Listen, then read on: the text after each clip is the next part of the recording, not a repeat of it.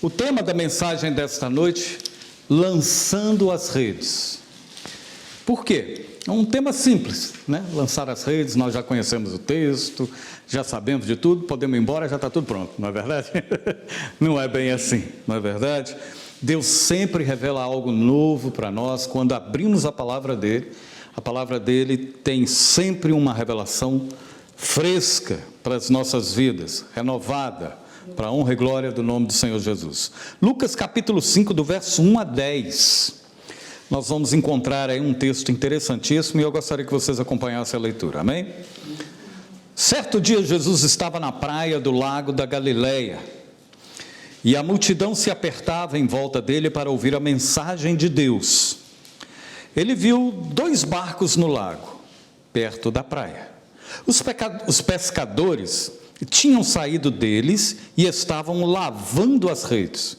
Jesus entrou num dos barcos, o de Simão, e pediu que ele o afastasse um pouco da praia. Então sentou-se e começou a ensinar a multidão. Quando acabou de falar, Jesus disse a Simão: leve o barco para o lugar onde o lago é bem fundo. E então você e os seus companheiros joguem as redes para pescar. Simão respondeu: mestre, nós trabalhamos a noite toda e não pescamos nada. Mas, já que o Senhor está mandando jogar as redes, eu vou obedecer. Quando eles jogaram as redes na água, pescaram tanto peixe que as redes estavam se rebentando. Então fizeram um sinal para os companheiros que estavam no outro barco, a fim de que viessem ajudá-los. Eles foram e encheram os 2 barcos com tanto peixe que os barcos quase afundaram. Quando Simão Pedro viu o que havia acontecido, ajoelhou-se diante de Jesus e disse: Senhor, afasta de mim, pois eu sou um pecador. Simão e os outros que estavam com ele ficaram admirados com a quantidade de peixes que haviam apanhado. Tiago e João, filho de Zebedeu, que eram companheiros de Simão, também ficaram muito admirados. Então Jesus disse a Simão: não tenha medo, de agora em diante você vai pescar gente. Amém? Eu paro aqui no verso número 10, para que a gente possa entender um propósito. Esse texto é bastante conhecido, nós já conhecemos essa história, de trás para frente, de frente para trás, lançar a rede no lugar certo, não é verdade? Mas hoje eu quero desafiar vocês a entenderem que Deus está sempre nos chamando para lançar redes em várias situações da nossa própria vida. Situações que nós deparamos no dia a dia. Que às vezes falta um lançar da rede. A voz de comando já teve, Jesus já deu essa ordem. O problema é que às vezes a dúvida, a incerteza, ou até mesmo a falta de entendimento, faz com que nós recolhamos as nossas redes e então retemos aquilo que poderia ser uma bênção e que fica vazio, sem forma, sem decisão, sem propriedade. O que eu quero dizer, irmãos, é que quando estamos sintonizados a uma só voz, a um só coração e a um só espírito, as mentes se abrem para um vasto conhecimento da sabedoria de Deus. Ou seja, para Pedro, ali naquele momento, Jesus interviu com um milagre. Que isso é um milagre, não é verdade? Ora, Pedro era um profissional da pesca. Era um homem experimentado desde a sua infância. Estava acostumado a conhecer o mar para ele era a vida dele. Era um homem que tinha um vasto conhecimento daquela área onde ele pescava, pois todo dia ele fazia a mesma coisa. E o texto aqui nos mostra que ele pescou a noite toda. Ele parecia um pouco nesse momento comigo, que eu posso ficar talvez o dia inteiro e não pesco um peixe. Eu não sou bom na pesca de peixe. Sou bom na pesca de pessoas, mas de peixe não. E primeira vez que eu fui sair com um irmão da nossa igreja, muitos anos atrás, já contei isso aqui, mas vou contar rapidamente, eu consegui pescar um peixe depois de umas 6 horas. E sabe qual peixe que foi? Lá no Brasil chama de baiacu.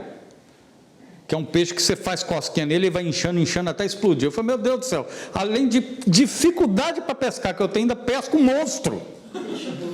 Um bicho ruim que ninguém come, ninguém quer, cheio, tem dente igual de ser humano. Eu olhei para aquilo e falei, meu Deus, que é isso, não é? Que coisa horrível é essa?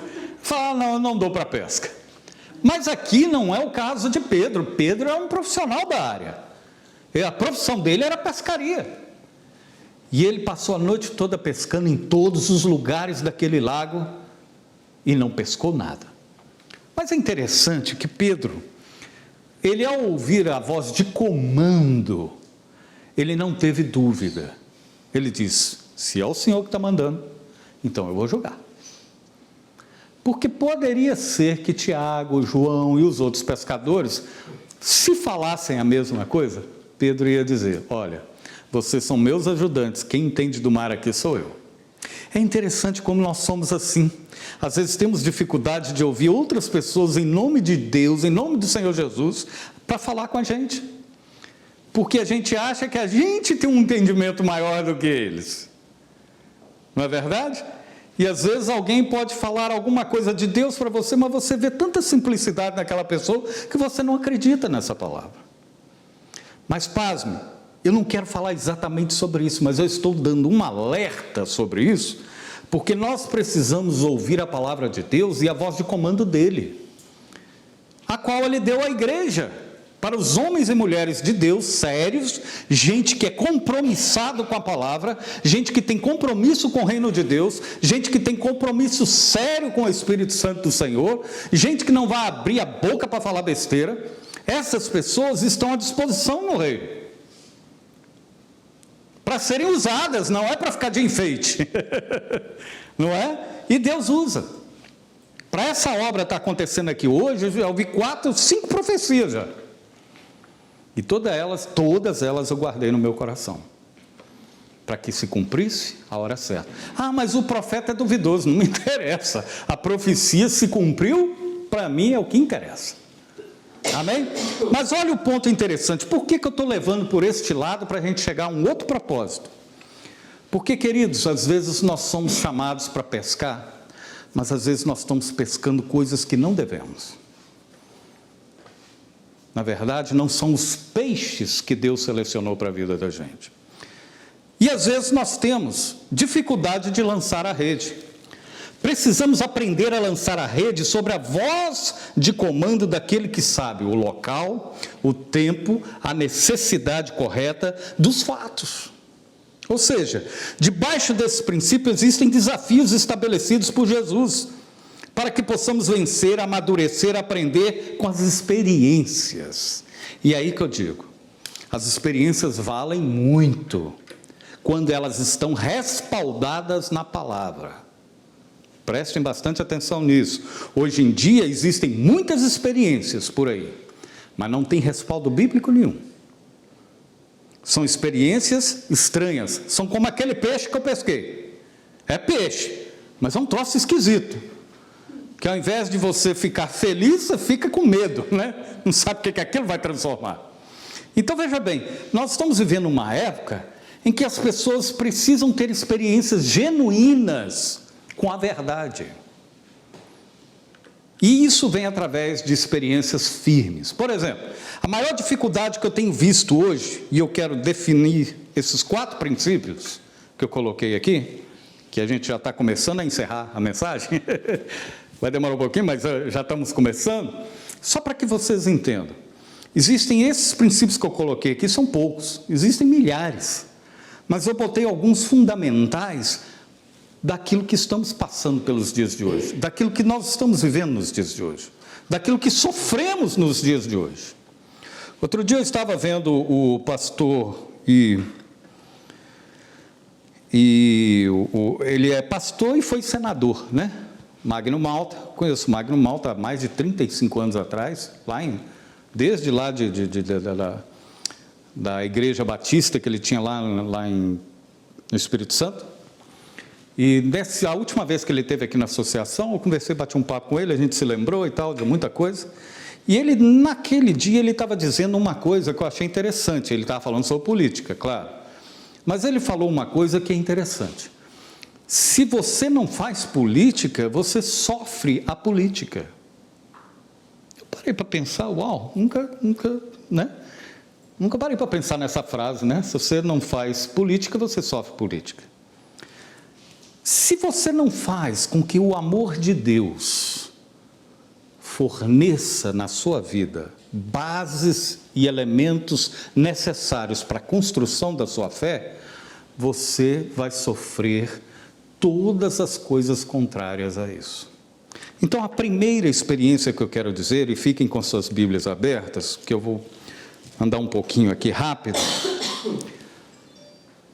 eu coloquei assim: nós queremos pescar, sim ou não? Queremos pescar vidas, não é verdade? Sim. Queremos fazer todo tipo de pesca. Então nós vamos pescar, a primeira coisa que precisamos experimentar é a experiência de lançar a rede em cima do amor. Quando de fato eu exerço o amor. Mateus capítulo 5, no verso 43 e 44. Mateus capítulo 5, verso 43 e 44. Às vezes eu quero... 43 e 44. Às vezes eu quero ser um bom instrutor na vida das pessoas. E quero dizer mais ainda. Às vezes eu quero ensinar as pessoas que elas devem amar. E que elas devem abrir o seu coração de amor, de alegria. Mas eu mesmo não experimento isso. Quando preciso do momento mais forte da minha vida de amor. E olha o que acontece. Jesus falando, isso aqui é Jesus falando. Vocês ouviram o que foi dito? Ame os seus inimigos e odeie, aliás, ame os seus amigos e odeie os seus inimigos? No verso 44 ele diz assim: mas eu lhes digo, amem os seus inimigos e orem por aqueles que perseguem vocês. Meus queridos, se isso fosse fácil, era só lançar a rede. Não é verdade? É fácil lançar a rede, ao contrário. Amar os que me amam, mas odiar aqueles que são meus inimigos. E a Bíblia aqui não está falando para tolerar os inimigos, não. Está dizendo para amar. Aí dorme com esse barulho.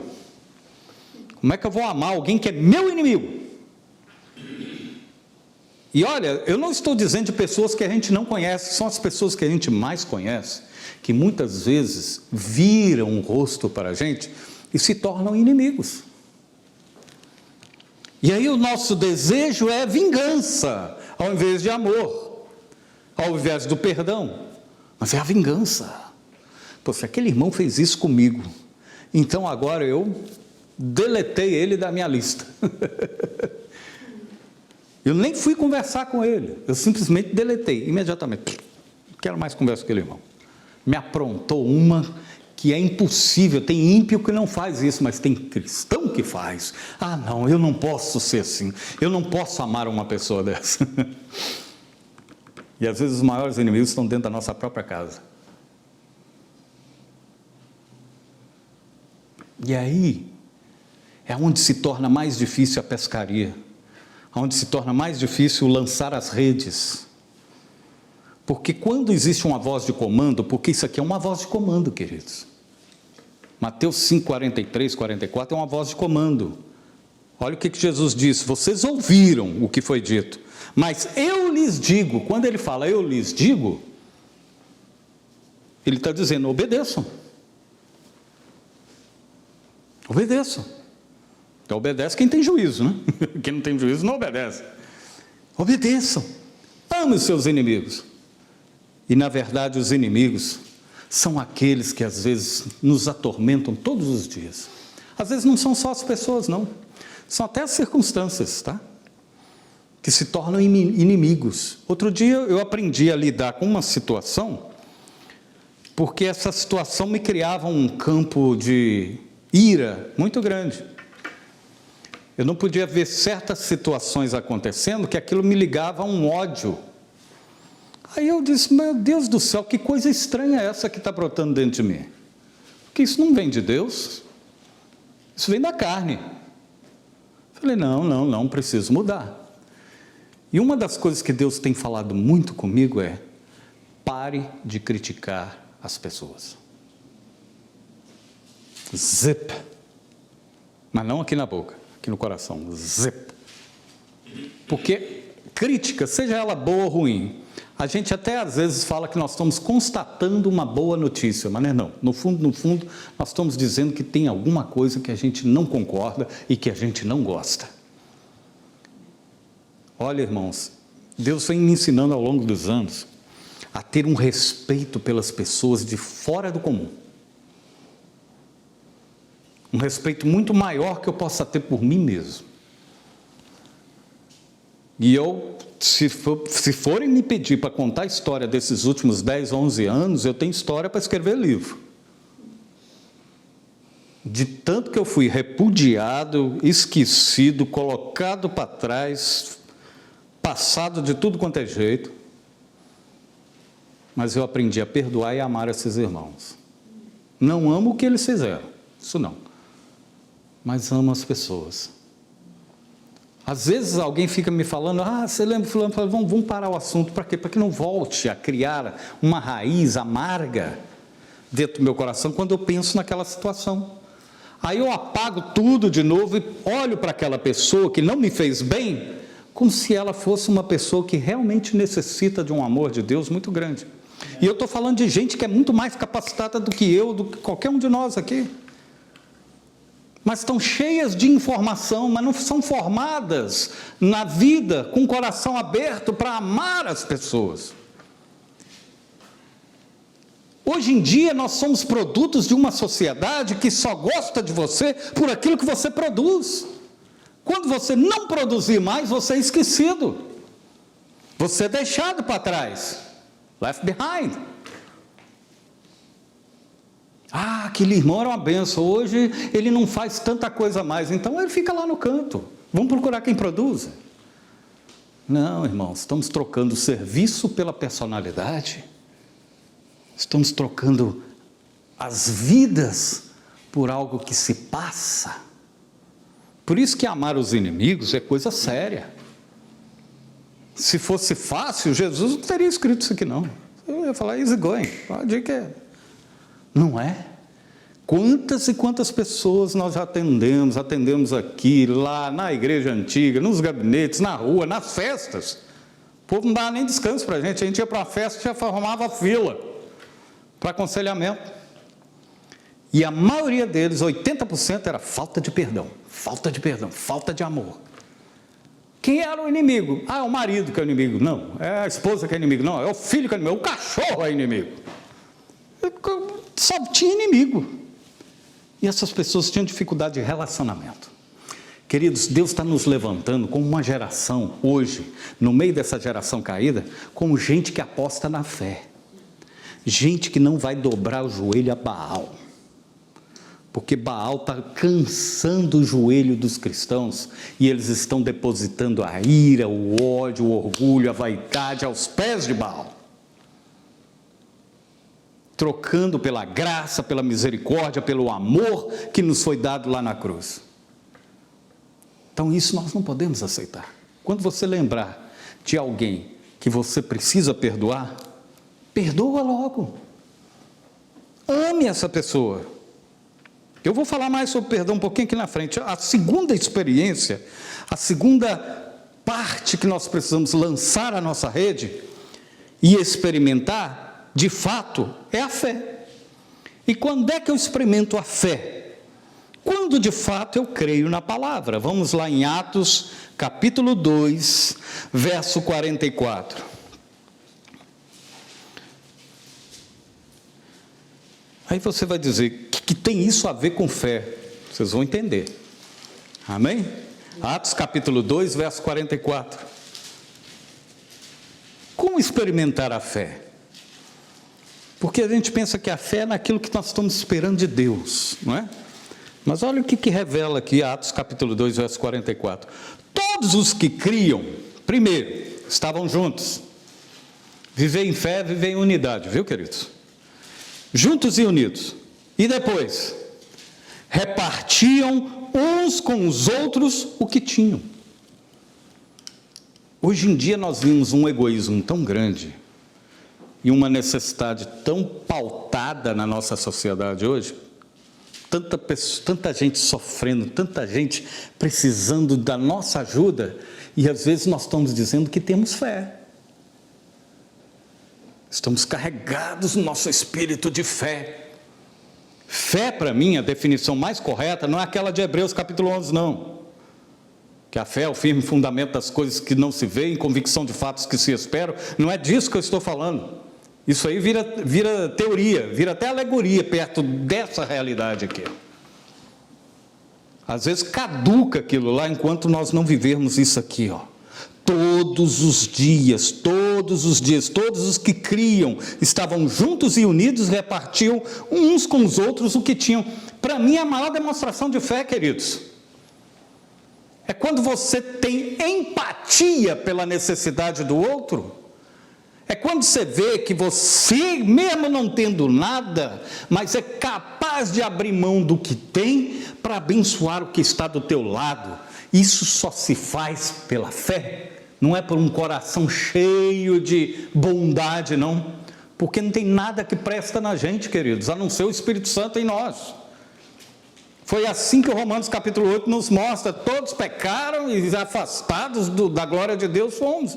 Porque não tem nada que presta na gente, mas Cristo em nós é a esperança da glória.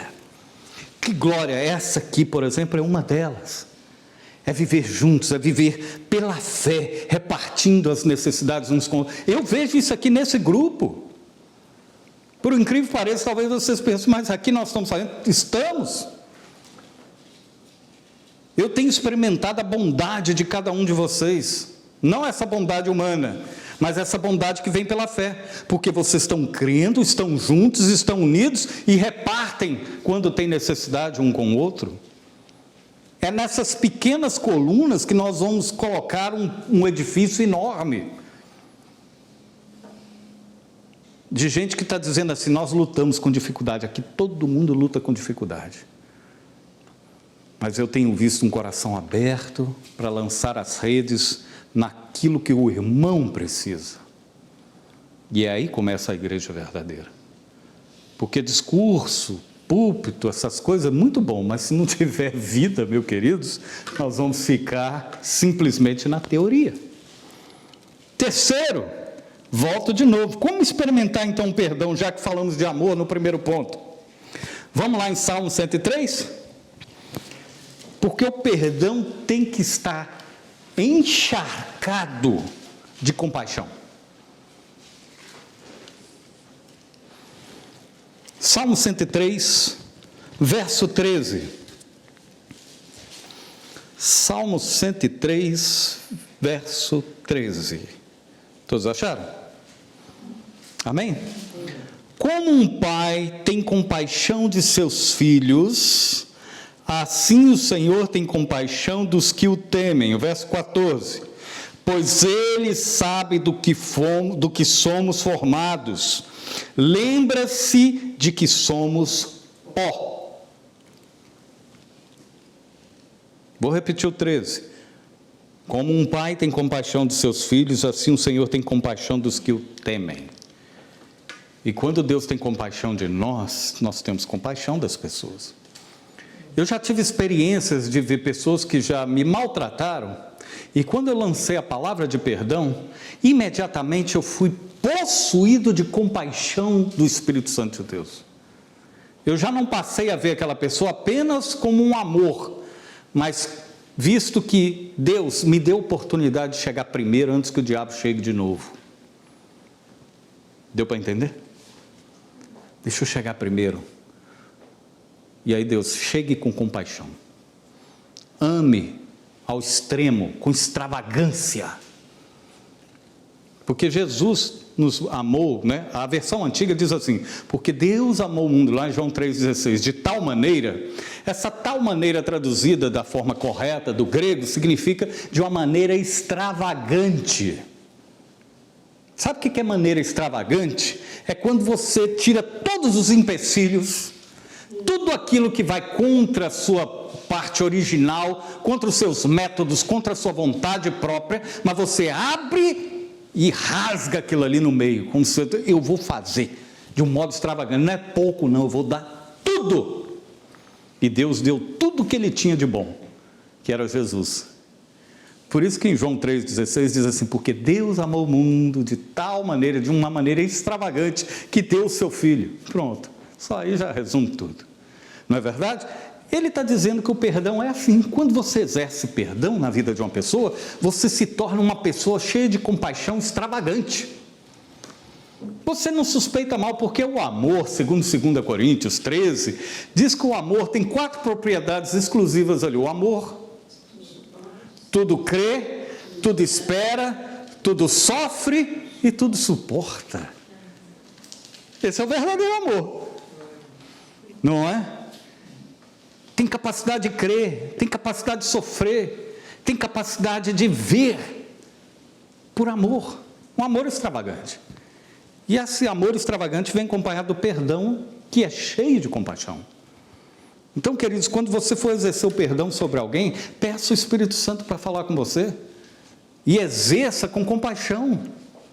Lança a rede, joga a rede da compaixão em cima, vá! Você vai pescar cada peixe que você nunca viu na sua vida. E aí vai ser uma grande colheita. Amém? E por último, para encerrar,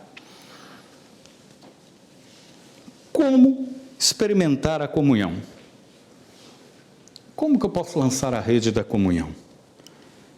Quando exerço a comunhão.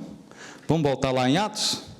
Mas nós vamos no verso 42, ao invés de ser o 44 que nós lemos.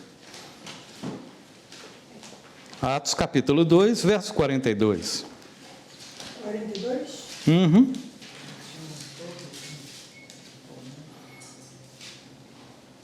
Atos 2, 42. Eles se dedicavam ao ensino dos apóstolos. Opa, aqui agora eu quero bater numa chave, antes de continuar o versículo.